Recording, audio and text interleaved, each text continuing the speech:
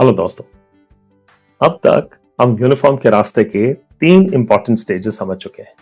Episode 1 में हमने देखा क्यों बहुत सारे एस्पिरेंट सिस्टम को समझे बिना एंटर करते हैं और इसी वजह से फेल हो जाते हैं। एपिसोड 2 में हमने देखा 16 से 18 की एज पर फर्स्ट कमिटमेंट गेट, और एपिसोड 3 में हमने समझा ग्रेजुएशन के बाद दी सेकेंड विंडो जहां आर्मी कंसिस्टेंसी देखना शुरू करती है। लेकिन आज का एपिसोड एक और लेयर को एक्सप्लोर करेगा, एक ऐसी लेयर जिसे बहुत लोग इग्नोर कर देते हैं, और वो है दी थर्ड लेयर। इस एपिसोड के एंड तक आप 3 चीजें क्लियरली समझ जाओगे।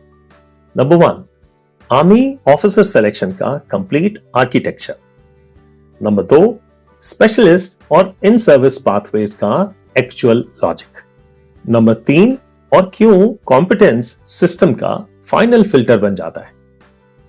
अब तक हम 3 एपिसोड्स में अलग अलग स्टेजेस को समझ चुके हैं, लेकिन अगर आप थोड़ा सा पीछे हटकर देखें तो आर्मी ऑफिसर सिलेक्शन एक्चुअली एक सिस्टम आर्किटेक्चर है। मैं आपको इसका एक सिंपल मैप दिखाता हूं। इस सिस्टम को समझने के लिए बस 4 फिल्टर्स याद रखने हैं। सबसे पहले आता है क्लैरिटी। यहां एस्पिरेंट को सिस्टम समझना होता है, मैं कहां हूं और मेरे लिए कौन सा विंडो रेलेवेंट है। उसके बाद आता है कमिटमेंट। यह स्टेज 16 से 18 की एज में दिखता है, जहां एस्पिरेंट डिसाइड करता है कि क्या वो इस पाथ पर स्टेप लेना चाहता है। अगले लेयर में आता है कंसिस्टेंसी।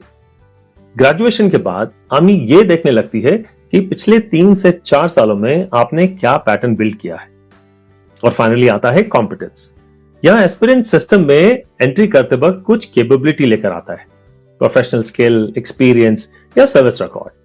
अगर आप ध्यान से देखें तो पूरा सिस्टम एक ही बात टेस्ट कर रहा है, क्लैरिटी, कमिटमेंट, कंसिस्टेंसी और कॉम्पिटेंस। अलग अलग रास्ते हो सकते हैं, लेकिन सिस्टम का लॉजिक एक ही रहता है। और इसी थर्ड लेयर को हम आज एक एपिसोड में थोड़ा डिटेल में समझेंगे। आर्मी को अक्सर लोग सिर्फ एक फाइटिंग फोर्स के रूप में देखते हैं, लेकिन आर्मी एक बहुत कॉम्प्लेक्स इंस्टीट्यूशन भी है।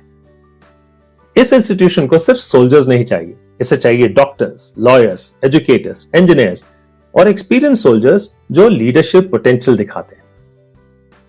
इसीलिए आर्मी ऑफिसर सिलेक्शन का एक थर्ड डायमेंशन भी होता है।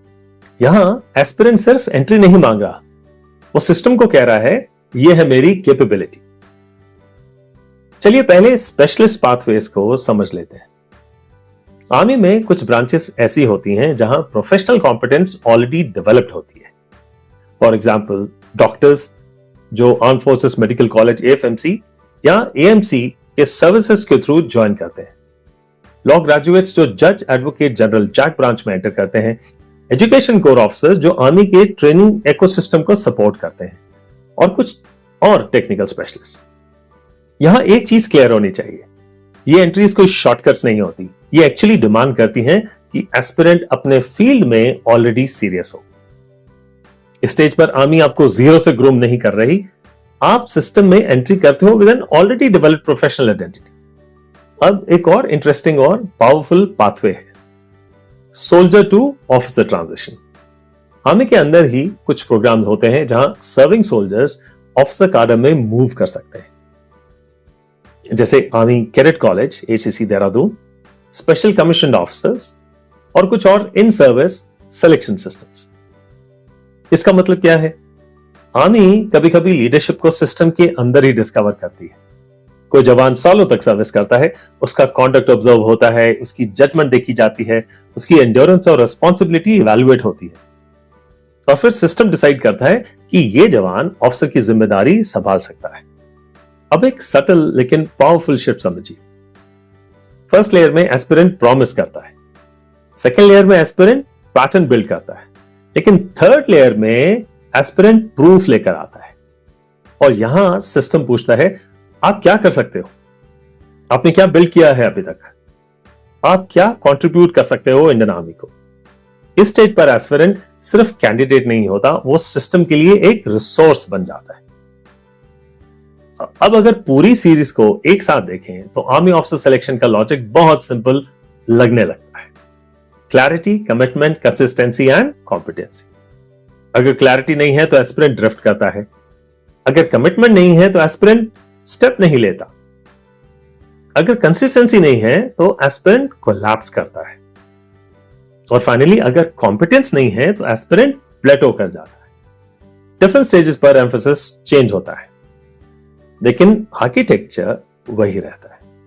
यूनिफॉर्म के रास्ते अलग हो सकते हैं। कोई एनडीए से आता है, कोई सीडीएस से, कोई एनसीसी से, कोई टेक्निकल एक्सपर्टीज के साथ, और कुछ लोग सर्विस के अंदर ही लीडरशिप डिस्कवर करते हैं। लेकिन सिस्टम का लॉजिक एक ही है, clarity, commitment, consistency and competence. और हर स्टेज पर एक बात कांस्टेंट रहती है, क्लैरिटी बिफोर कैपेबिलिटी। अगर क्लैरिटी है तो सिस्टम के अंदर आपका रास्ता मिल जाता है। अगर क्लैरिटी नहीं है तो सबसे कैपेबल एस्पिरेंट भी ड्रिफ्ट कर सकता है। ये थी यूनिफॉर्म के रास्ते की थर्ड लेयर। याद रखिए, the army does not recruit dreams, it recruits demonstrated readiness. अगले एपिसोड में बात करेंगे यूनिफॉर्म के रास्ते, द कंप्लीट डिसीजन फ्रेमवर्क। मैं हूं आपका होस्ट जिप्सी बदावा, स्टेप बाय स्टेप, कदम ब कदम इस सफर में आपके साथ। जय हिंद।